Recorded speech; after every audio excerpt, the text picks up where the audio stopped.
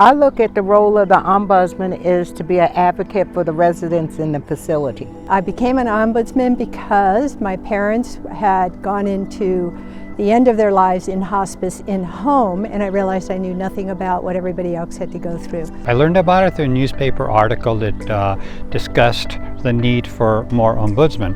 I take my job as being the advocate for the residents of the facilities.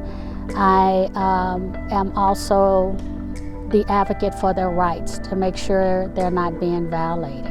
A lot of the residents have never had no one to come in to visit them for years. Some have family visit frequently and some have no family visit at all.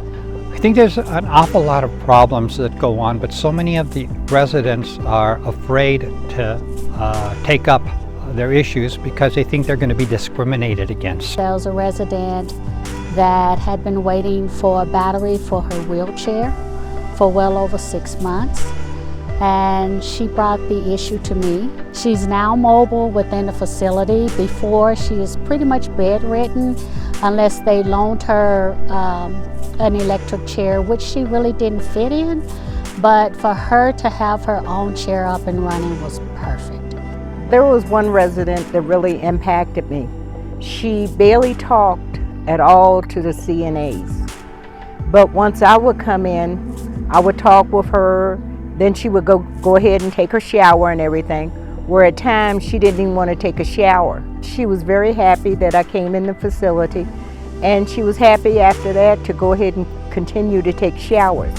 And she would get dressed up every day just so she could look real pretty, and because she didn't know which day I would be coming. There is nothing that fulfills me more than meeting with the residents every week when I go see them. Probably the biggest impact I've had is talking to the various people and making connections with them.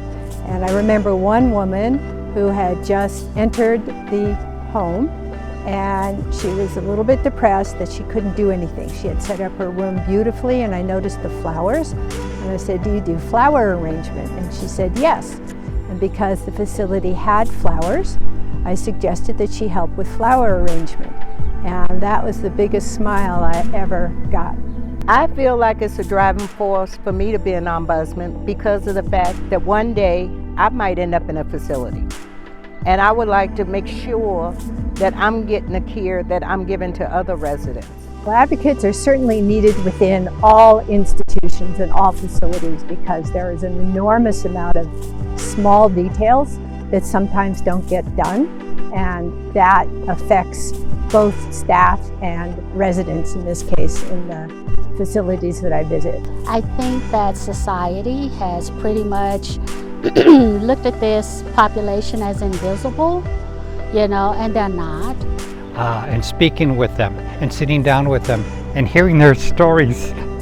They're wonderful, wonderful people. Excuse me. They're really nice people. They each have a story, and you approach them where they're at. They have a bit of dementia, you approach them in the time period where they're at, and they just share so much. They become a big part of your life. Help build community for residents. Help identify purpose for residents. Help protect the dignity and value for residents. Learn more about becoming an ombudsman for long-term care facilities.